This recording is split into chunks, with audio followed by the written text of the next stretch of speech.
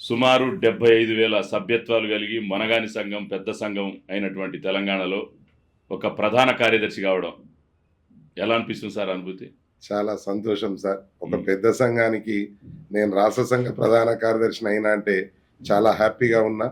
వాస్తవానికి నేను ఒక సామాన్య కార్యకర్తగా పీఆర్టీలో ప్రస్థానం స్టార్ట్ అయింది. మండలంలో ఒక వైస్ ప్రెసిడెంట్‌గా నేను మొట్టమొదట పదవి తీసుకున్నాను.